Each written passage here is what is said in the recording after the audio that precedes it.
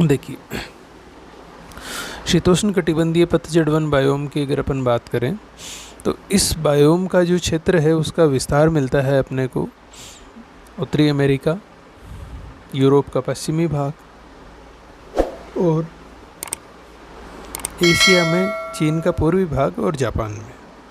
और इस बायोम का जहाँ विस्तार है वहाँ पर तापमान औसतन रूप में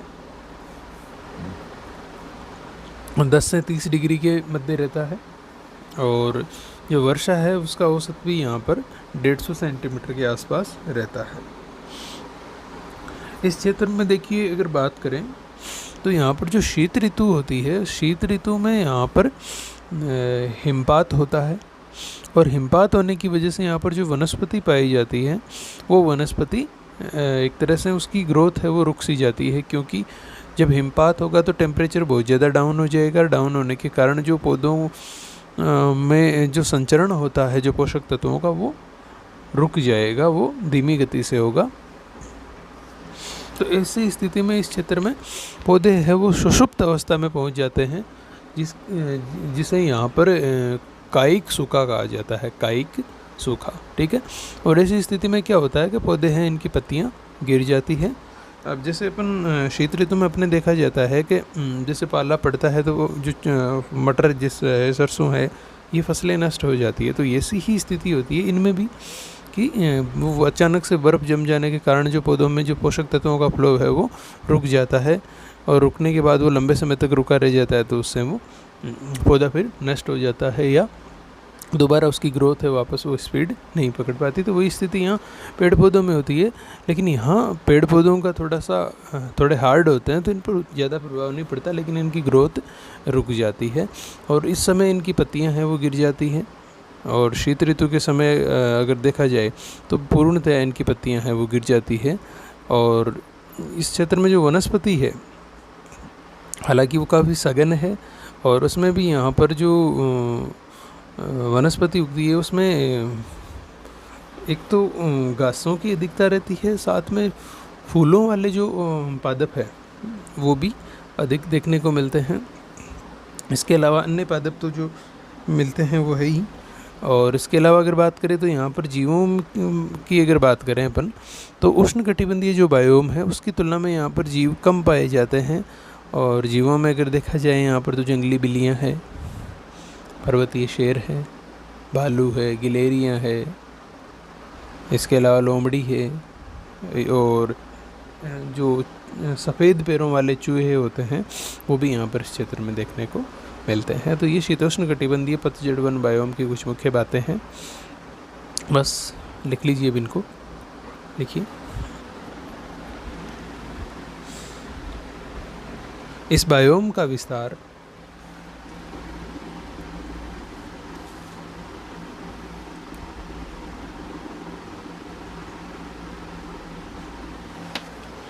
उत्तरी अमेरिका,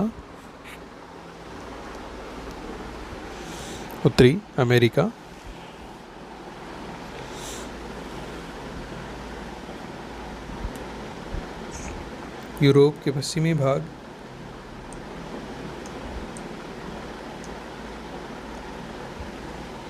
तथा एशिया में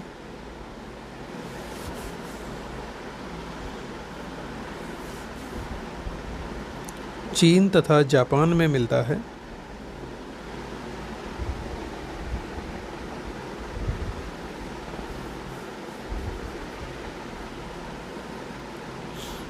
चीन तथा जापान में मिलता है, जहाँ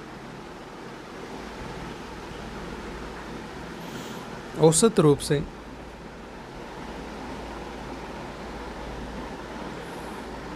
तापमान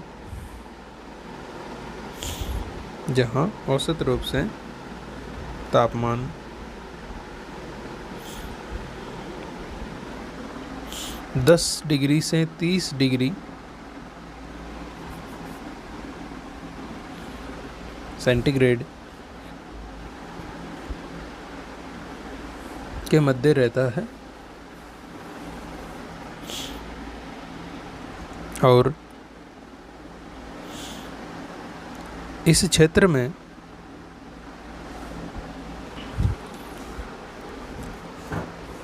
होने वाली वर्षा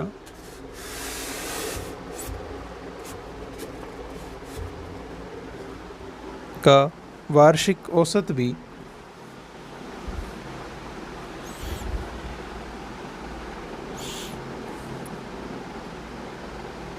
150 सेंटीमीटर तक रहता है।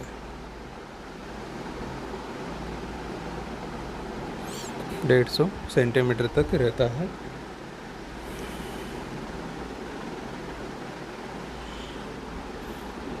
यहाँ पर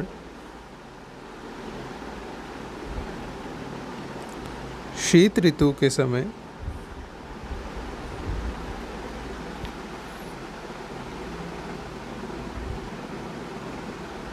हिमपात की घटनाएं होती है। हिमपात की घटनाएं होती है जिसकी वजह से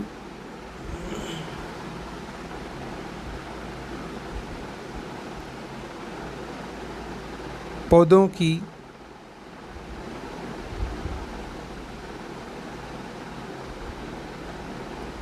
जीवन प्रक्रिया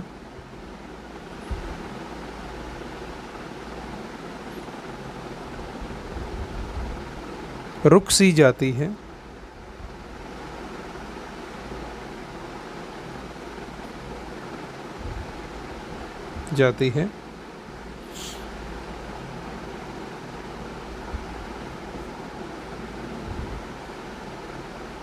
और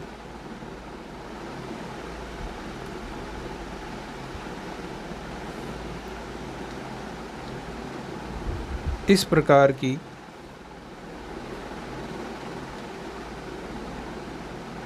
स्थिति में पौधे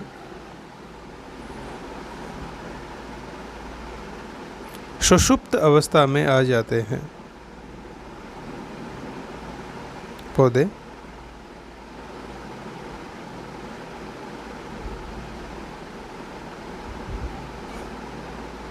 अवस्था में आ जाते हैं।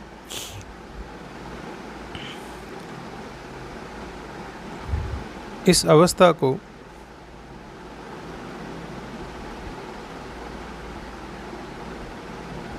कायिक सूखा कहा जाता है। कायिक सूखा कहा जाता है, मतलब बाहर सूखे की स्थिति नहीं है, लेकिन पौधे का आंतरिक भाग है वो इस प्रकार से जम सा जाता है कि उसमें उसे पोषण नहीं मिल पाता है। तो ऐसी स्थिति को क्या कहते हैं? कायिक सूखा।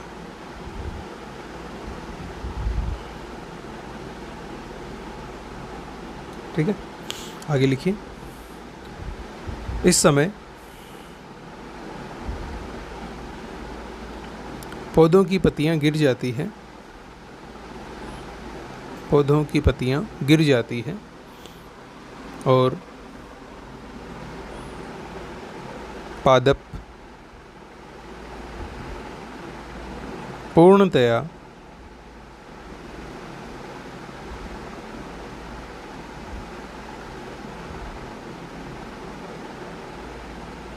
पत्तियों से विहीन हो जाते हैं। पादप पूर्णतया पत्तियों से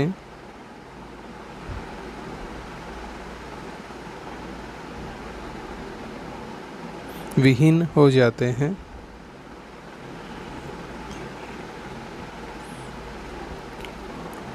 इस क्षेत्र में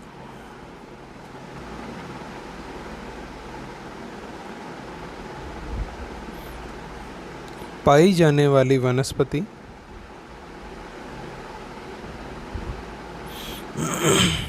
तो काफ़ी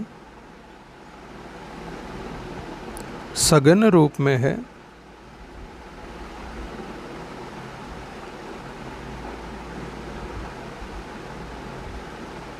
जिसमें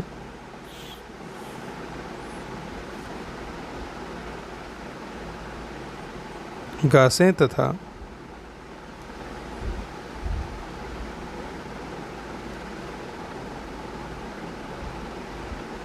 फूलों वाले पादप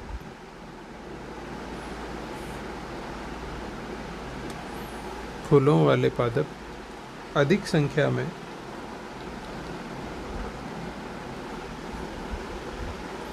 पाए जाते हैं।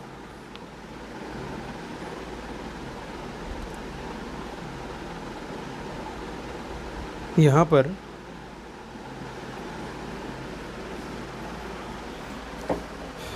वृक्षों के रूप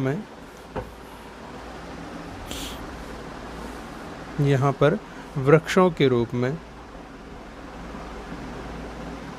ओक, आक नहीं है, ओक, बीच, एल्म,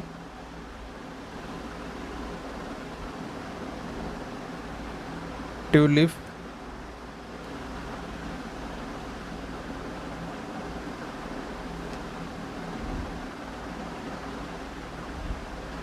चेस्टनट, मेपल,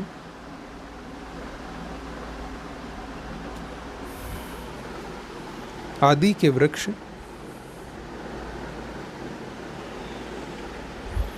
मुख्य रूप से पाए जाते हैं।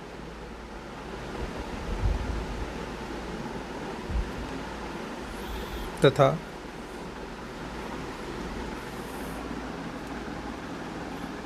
जीवों के रूप में यहाँ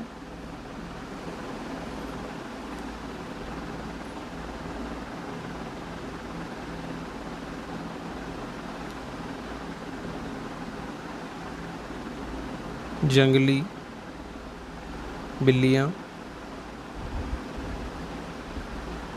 गिलहरी,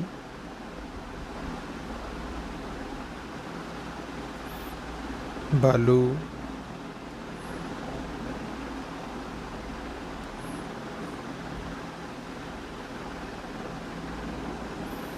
सफ़ेद पैरों वाले चूहे,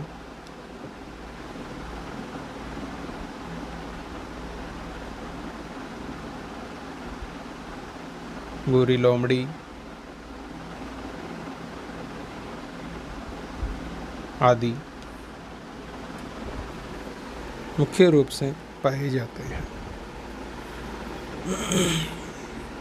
ठीक है, तो ये अपना दूसरा पॉइंट भी कंप्लीट हुआ।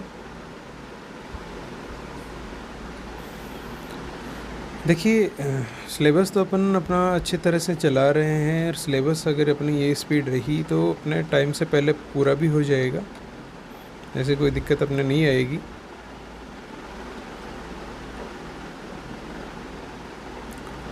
लेकिन जो जानकारियाँ मिल रही है, निदेशालय में जो बातचीत चल रही है, उनके अनुसार हो सकता है सिलेबस में अपने कटौती की जाए अब की बार। तो हो सकता है अपना जो सिलेबस की जो 5 यूनिट है उसमें कुछ यूनिट कम भी कर दी जाए। लेकिन ऐसा अगर होता है तो और अच्छी बात, अपने रिवाइज हो जाएगा ऑफलाइन क्लासों में। और अगर नहीं होता है तो अपना सिलेबस वैसे भी हो जाएगा। बस दिक्कत आप लोगों की ये नहीं रहे कि आप लोग बहुत, कुछ बच्चे ऐसे हैं, कुछ क्या लगभग 40% लोग हैं वही पढ़ाई कर रहे हैं, 60% अभी भी सोए हुए हैं। और उनको जगाने के लिए हम नहीं कहेंगे कुछ भी, क्योंकि उनकी बात करने से कोई मतलब भी नहीं है अपने। क्योंकि अगर अपने यहाँ बात करते हैं तो वो वीडियोस देखने वाले तो वही है जो पढ़ रहे हैं पहले से। उनको तो कहने से, डिस्टर्ब करने से और फालतू की बात से मतलब भी क्या है। जो तो नहीं देखने वाले हैं वो तो वैसे भी नहीं देख रहे, उनको तो पता भी नहीं है कि उनकी बात भी चल रही होगी कहीं। तो अपनी बात है, अच्छी बात है। अगर सिलेबस में कटौती हो जाती है तो आपको उसको अपन ऑफलाइन में वापस रिवाइज कर लेंगे, नहीं होती है तो भी अपने कोई बात नहीं, अपना सिलेबस आराम से हो जाएगा। 3 पेपर है अपने, 15 यूनिट तो ये है, और 5 यूनिट प्रैक्टिकल की है, 20 यूनिट। और इसके अलावा एक अपनी जो रिपोर्ट फाइल है वो है। तो सारा काम अपने आसानी से हो जाएगा, कोई दिक्कत नहीं रहेगी। बस दिक्कत यही रहेगी कि जो अभी नहीं पढ़ रहे हैं वो बाद में अगर ये टॉपिक्स लेके वापस पीछे पीछे घूमते फिरेंगे तो वो समाधान उनका फिर नहीं हो पाएगा।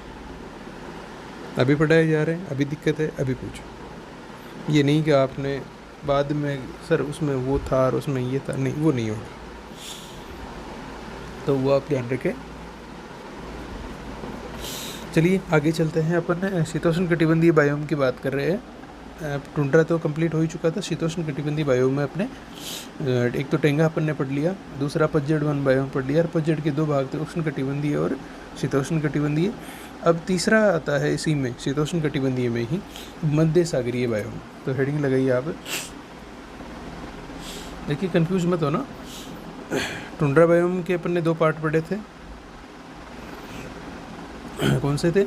एक तो आर्कटिक था और एक अल्पाइन था। अब दूसरा कौन सा है? शीतोष्ण। शीतोष्ण के पार्ट कितने हैं? शीतोष्ण के 4 पार्ट हैं। यहाँ 2 थे, यहाँ 4 है। 4 में कौन कौन से? एक तो टेंगा, दूसरा पतझड़, और पतझड़ के फिर खुद के कितने थे? उष्ण और शीतोष्ण, ये 2 इसके हो गए। तो टेंगा, पतझड़, उसके बाद में भूमध्य सागरीय, और लास्ट होगा अपना इसमें घास प्रदेश। ठीक है, तो अब आप हेडिंग लगाइए भूमध्य सागरीय बायोम की। ये दूसरे का ही पार्ट है।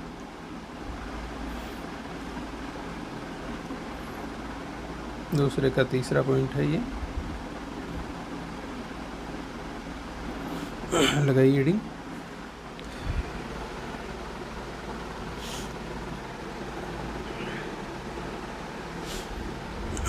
देखिए भूमध्य सागरीय बायोम की अगर अपन बात करें तो इसका विस्तार है वो मध्य अक्षांशों में ही मिलता है और महाद्वीपों के पश्चिमी किनारों पर मिलता है।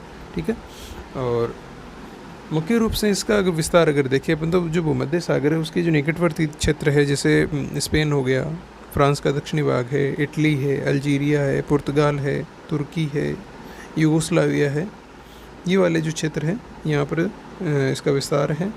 और इस बायोम की विशेषता अगर देखें तो भूमध्य सागरीय जलवायु अपन ने पढ़ी थी। यहाँ पर वर्षा शीत ऋतु में होती है और ग्रीष्म ऋतु शुष्क होती है। तो यहाँ का जो बायोम है उसमें जो वनस्पति है उस पर भी इसका प्रभाव देखने को मिलता है। और इस बायोम में जो वनस्पति मिलती है उसकी पत्तियाँ काफ़ी कठोर और मोटी होती है, और इन पौधों की जो छाल है वो भी काफ़ी मोटी होती है। साथ में इनकी जड़ें हैं वो काफ़ी लंबी होती है, ताकि ग्रीष्म ऋतु में वो पोषण प्राप्त कर सके, नमी प्राप्त कर सके और जीवित रह सके। और यहाँ पर विकसित होने वाली जो वनस्पति है उसमें अगर मुख्य रूप से देखें तो अपने जितने खट्टे फल है एक तो वो यहाँ पर विकसित होते हैं। इसके अलावा जैसे ओक है, पाइन है, चेस्टनट है, जैतून है, ये भी यहाँ पर विकसित होते हैं। और खट्टे फलों में सब आपको पता ही है, अंगूर है, नींबू है, नारंगी है, सहतूत है। इस प्रकार से अनेक प्रकार के ये वनस्पति पादप है वो विकसित होते हैं। इसके अलावा देखिए यहाँ पर कुछ अन्य वनस्पतियाँ भी विकसित होती है, जिसमें कुछ सुगंधित पौधे भी हैं, कुछ जड़ी बूटियों के रूप में भी काम में आते हैं, जिनमें अगर अपन बात करें तो चेपरेल है, लोरेल है, लेवेंडर है। ये इस प्रकार के अन्य पादप भी यहाँ पर विकसित होते हैं। और जीवों की बात करें तो जीवों में वही सामान्य बातें हैं, ज़्यादा विशेष नहीं है। खरगोश हो गया, जंगली बिल्लियाँ हो गई, गिलहरियाँ है, लोमड़ी है, शेर है। ये इस प्रकार के जो जीव है वो यहाँ पर विकसित होते हैं। ठीक है, तो लिख लीजिए इसको भी।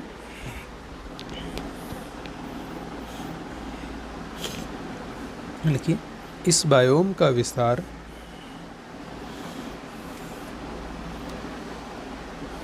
मध्य अक्षांशीय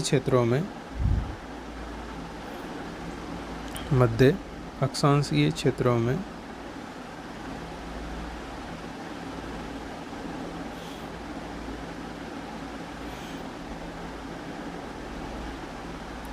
महाद्वीपों के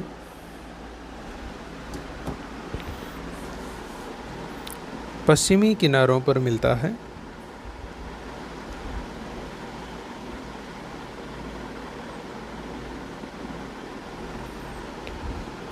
इसका मुख्य विस्तार क्षेत्र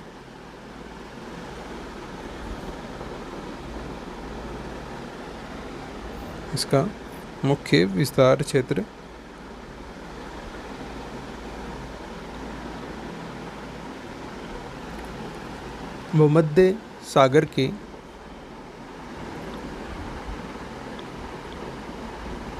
निकटवर्ती क्षेत्रों में है, जिसमें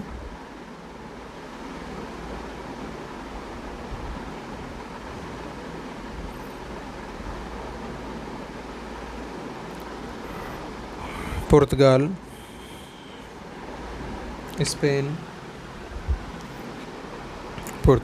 स्पेन, फ्रांस, इटली,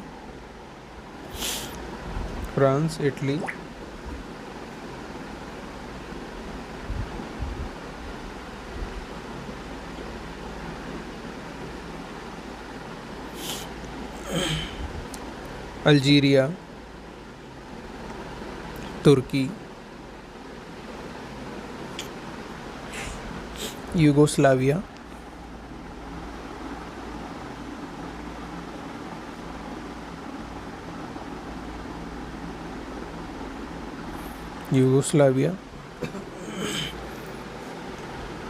आदि में मिलता है।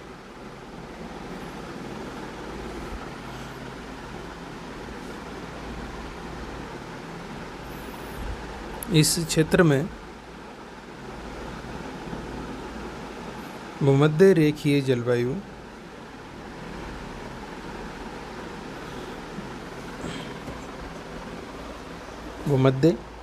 जलवायु के प्रभाव से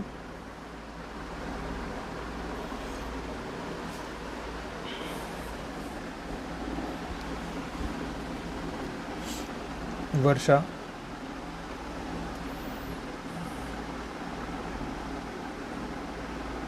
शीत ऋतु में होती है और ग्रीष्म ऋतु शुष्क रहती है।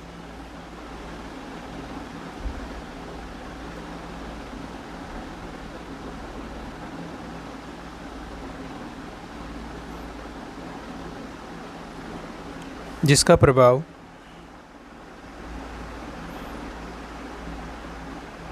यहाँ पर विकसित होने वाली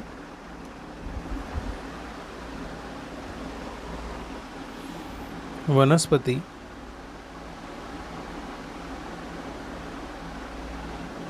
पर भी पड़ता है और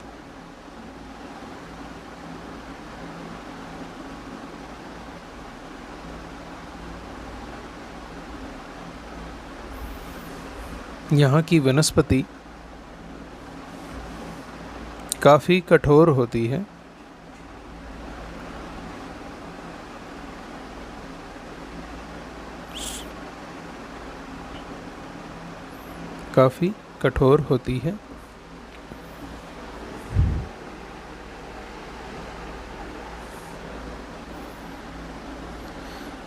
जिसकी छाल मोटी,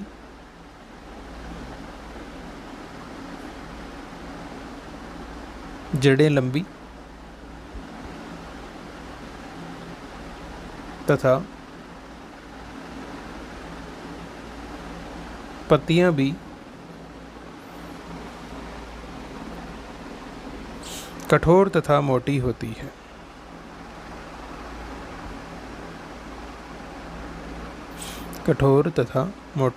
है। ताकि शुष्क ग्रीष्म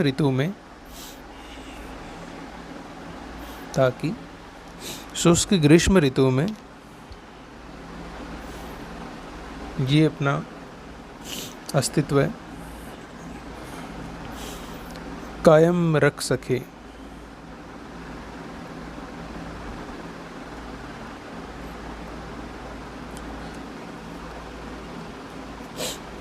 वनस्पति के रूप में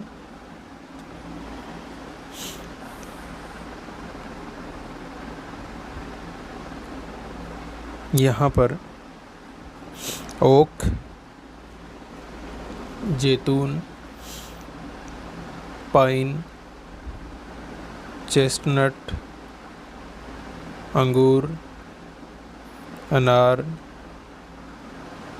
जैतून, नींबू, संतरा, सहतूत,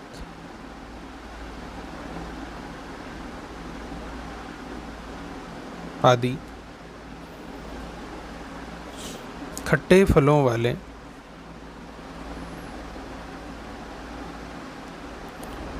वृक्ष पाए जाते हैं।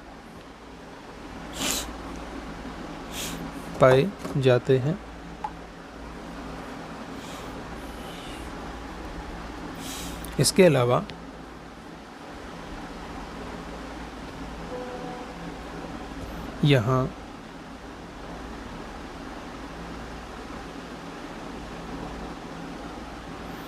अलावा यहाँ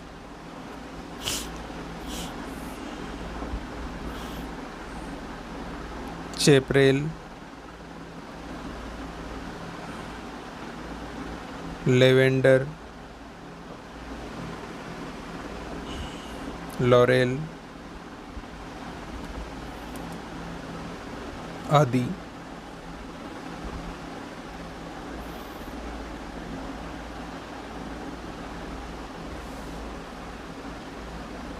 अन्य प्रकार की वनस्पतियाँ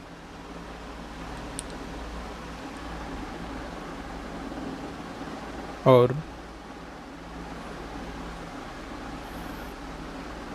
सुगंधित जड़ी बूटियाँ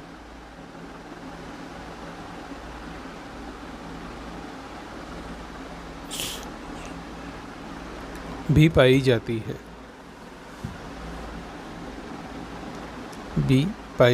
है तथा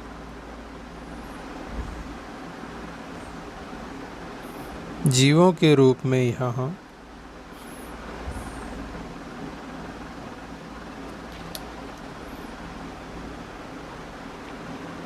खरगोश, लोमड़ी, पर्वतीय शेर,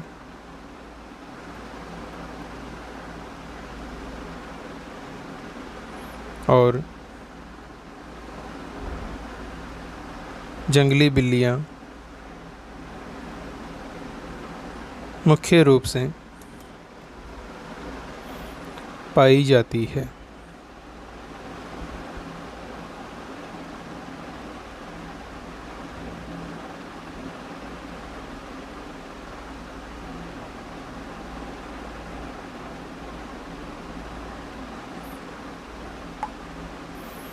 ठीक है, तो ये भूमध्य सागरीय बायोम अपना कंप्लीट हुआ।